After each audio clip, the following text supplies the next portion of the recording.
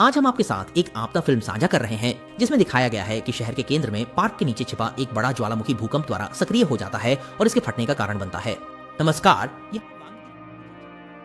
1997 के Los Angeles में 3 million से अधिक लोग रहते थे और हर दिन विभिन्न प्रकार के लोग अपने अपने दायरे में व्यस्त रहते थे।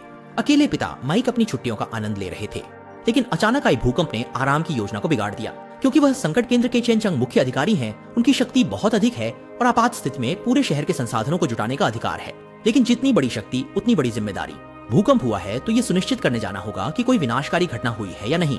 सुनहरे बालों वाली जैक एक भूविज्ञान की डॉक्टर हैं। भूकंप के बाद उन्होंने तुरंत एक प्रेस कॉन्फ्रेंस बुलाई और भूकंप के केंद्र और तीव्रता की जानकारी दी। 49 स्तर के छोटे भूकंप से कोई बड़ी समस्या नहीं हुई, केवल पार्क की कुछ भूमिगत पानी की पाइपलाइनें टूट गईं। लेकिन वास्तव में ये कहीं अधिक गंभीर था। शाफ्ट के नीचे अचानक धमाका हुआ और बड़ी मात्रा में पीला धुआं बाहर निकला। मरम्मत कर रहे कई पाइपलाइन कर्मी तुरंत मारे गए। सरकारी तौर पर माना गया कि पाइपलाइन कर्मी ने गलती से भाप पाइपलाइन को खोद दिया, जिससे जलन हुई। लेकिन डॉक्टरों ने पाया कि कर्मियों के कपड़े जल गए थे। ये स्पष्ट रूप से भाप का काम नहीं था। इसलिए माइक ने खुद और अपने अधीनस्थों के साथ सुरक्षात्मक सूट पहनकर पाइपलाइन के अंदर की स्थिति का पता लगाने के लिए नीचे उतरे। पाइपलाइन के नीचे का तापमान बहुत उच्च था और जितना अंदर की तरफ जाते अन्वेषण उपकरण की प्रतिक्रिया उतनी ही तीव्र होती जाती और पाइपलाइन के फर्श की दरारों से उच्च तापमान वाली गैस निकलती हुई पाई गई।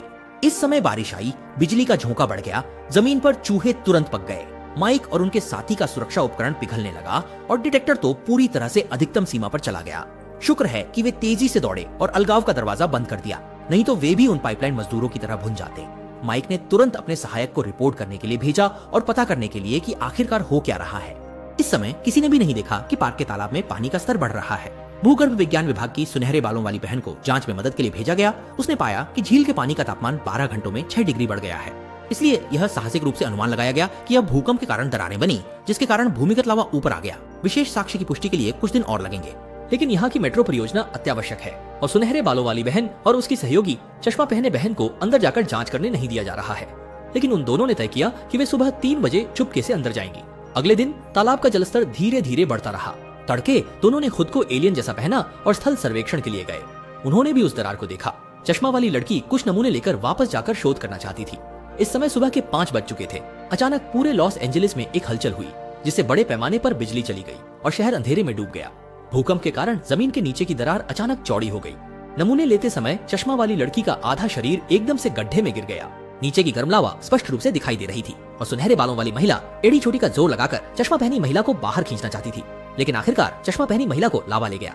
माइक अपनी बेटी के साथ संकट केंद्र की ओर जा रहा था। जैसे ही वे दुर्घटना वाले पार्क पहुंचे, अचानक सड़क पर एक के बाद एक मैनहोल कवर हवा के दबाव से ऊपर उठ गए। चलता हुआ आग का गोला जैसा पत्थर उसके पीछे पीछे गिरने लगा और जमीन पर गिरते ही जैसे बम बन गया, तुरंत ही आग की लपटें फैल गई। माइक ने तत्काल यह स्थिति छोटे काले को बताई, उसे फायर ट्रक बुलाने को कहा। इसी दौरान सुनहरे बालों वाली महिला चुपके से बाहर निकली। पीछे मुड़कर देखा तो झील का पानी खौल रहा था। एक अग्निशामक वाहन भी दुर्भाग्यवश उलट गया और शहर में अफरा तफरी फैल गई। कुछ लोग इस अफरा तफरी का फायदा उठाकर लूटपाट करने लगे। अपनी साथी को खोने के कारण गोल्डन हेयर बहुत पछता रही थी, लेकिन अब दुखी होने का समय नहीं था। जल्दी से जल्दी स्थिति की जानकारी अधिकारियों को देनी थी। अग्निशामक अभी भी आग बुझाने की कोशिश में लगे थे, पर जल्द ही उन्हें समझ में आ गया कि उनकी सारी मेहनत बेकार है। एक जबरदस्त धमाका हुआ और पार्क के डामर का गड्ढा भूमिगत लावा का नया रास्ता बन गया। दालिंग लावा उफान पर आ गया और सीधे पास की सड़क की ओर बहने लगा। लोगों को बचा रहे मैक ने जैसे ही मुड़कर देखा, पाया कि कार का पिछला पहिया पहले ही जल चुका है और बेटी की पैंट में आग लग चुकी है। मैक जल्दी से गया और बेटी की आग बुझाई, फिर उसे लावा के घेराव से बाहर निकाल लाया। जैसे ही गर्म लावा नर्क से आए दानवों की सेना की तरह बढ़ा, उसके रास्ते में आने वाली हर चीज पिघल गई। एक डॉक्टर घायलों को अस्पताल ले जा रहा था। माइकल ने उसे अपनी बेटी को भी साथ ले जाने के लिए कहा। फिर वही, काली को सूचित करें, डामर के गड्ढे के पास वाली 10 सड़कों की यातायात बंद कर दी जाए। लावा पहले ही निवासियों के घरों को नुकसान पहुंचा रहा है, लेकिन दमकल विभाग केवल रक्षात्मक उपाय कर सकता है। बिल्कुल भी तरीका नहीं है कि लावा फैलने से रोका जा सके। पास का संग्रहालय पहले ही जलने लगा है और माइक एक लेटी हुई बस का उपयोग करके संग्रहालय को बचाने की कोशिश कर रहा है। इसी समय सुनहरे बालों वाली महिला आती है और स्थिति की गंभीरता को समझाती है। माइक को पश्चिम की ओर के लाखों निवासियों को निकालने के लिए कहती है, लेकिन कम समय में यह बिल्कुल संभव नहीं है। दोनों विवाद करते हुए लोगों को बचा रहे थे। एक ने ध्यान नहीं दिया और लावा से घिर गया। सौभाग्य से दूर की फायर ट्रक ने उन्हें सीढ़ी का इस्तेमाल करके बचा लिया। बस सच में लावा के रास्ते को बदल सकती है। लेकिन जब बस के आगे गए तो लावा फिर से अपनी मूल राह पर लौट आया। इसलिए माइक ने जमीन पर एक खाई बनाने का फैसला किया ताकि लावा को वहां से मोड़ा जा सके, अन्यथा लावा बहते बहते आधे लॉस एंजल्स को खतरे में डाल देगा। पार्क से 500 मीटर दूरी पर लाल रेखा सुरंग में एक मेट्रो फंसी हुई थी। जब फायरमैन दरवाजा खोलने पहुंचे तब तक अंदर के लोग गर्मी से बेहोश हो चुके थे और लावा भी यहाँ तक आ चुका था। एक फायरमैन ने साथियों की चेतावनी को नजरअंदाज करते हुए ड्राइवर को बचाने के लिए कॉकपिट का दरवाजा खोला, लेकिन वापस आते समय लावा की स्थिति पहले ही कार के पीछे से आगे बढ़ चुकी थी और फायरमैन के पैरों के नीचे भी आग लग चुकी थी।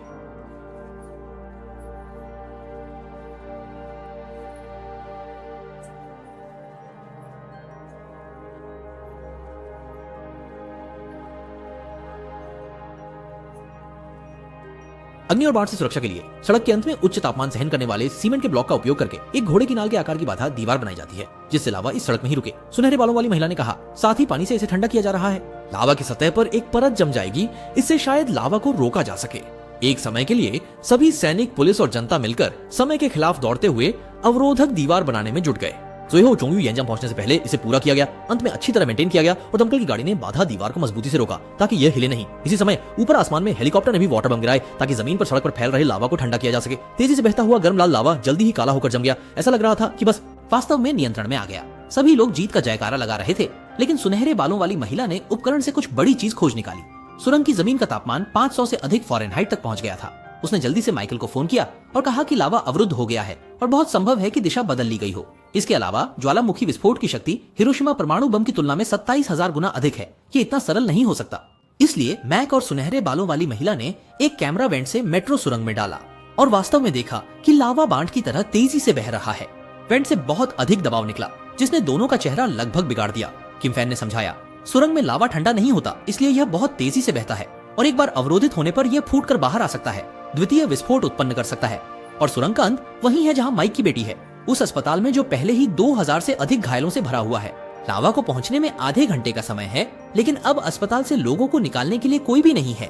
एकमात्र तरीका लावा को रोकना है। लेकिन लावा को कैसे रोके? छोटे ब्लैक की दी गई अनगिनत जानकारी में से एक जलमार्ग जो बारांग नदी में बहता है ने उसका ध्यान खींचा।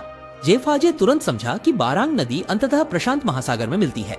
बस लावा को इस जलमार्ग की ओर धकेलना होगा। इसलिए माइक ने तेजी से विस्फोटक टीम, सुरक्षा गार्ड और निर्माण डेवलपर को स्थल पर बुलाया। 25 मिनट बाकी थे।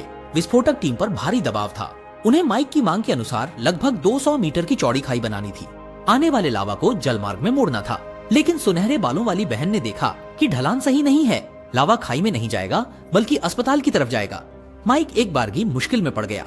अचानक उसने देखा कि उसके पीछे आधी बनी हुई एक इमारत है। अगर इसे अस्पताल के सामने गिरा दिया जाए तो कई टन स्टील और सीमेंट का उपयोग करके एक बांध नहीं बन जाएगा। विस्फोटक टीम ने यह सुनकर गुस्से में लगभग गाली देनी शुरू कर दी। आमतौर पर जिस काम की योजना बनाने में कुछ दिन लगते, उसे 20 मिनट में पूरा करना होगा और दिशा भी बिल्कुल सही होनी चाहिए। ये चांद पर जाने जैसा मुश्किल है। और इमारत के मालिक पहले से ही बाथरूम में बेहोश होकर रो रहे थे। मीका ने अपनी बेटी की तस्वीर गोरी महिला को दी और उसे अनुरोध किया कि वह अस्पताल जाकर उसकी बेटी को ढूंढने में मदद करे। खियनचा में खुद निर्देशन कर रहे थे। इतने कम समय में क्या वे इतना कठिन कार्य पूरा कर सकते हैं?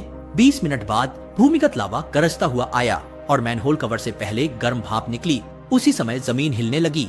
एक मैनहोल अचानक फट गया और लावा फव्वारे की तरह आकाश की ओर फेंका गया। धरती पर लोग चींटी की तरह छोटे दिखते हैं। इस प्रलय से बचने के लिए पूरी कोशिश कर रहे हैं, लेकिन फैलती हुई लावा अगर जरा भी छू जाए तो या तो जान चली जाती है या गंभीर रूप से जल जाते हैं। प्लास्टिक टीम ने आखिरकार बम बिछाना समाप्त किया और एक के बाद एक विस्फोट करना शुरू किया। सटीक विस्फोट ने एक चौड़ी खाई खोल दी। जब इमारत को विस्फोट करने ही वाले थे, एक बच्चा और माइक की बेटी अचानक इमारत के प्रवेश द्वार पर दिखाई दिए। माइक तुरंत ही डर के मारे बेहाल हो गया और बचाने के लिए पूरी ताकत से दौड़ा। इस समय इमारत के अंदर का विस्फोटक पहले ही फट चुका था और पूरी इमारत निर्धारित दिशा में गिरने लगी।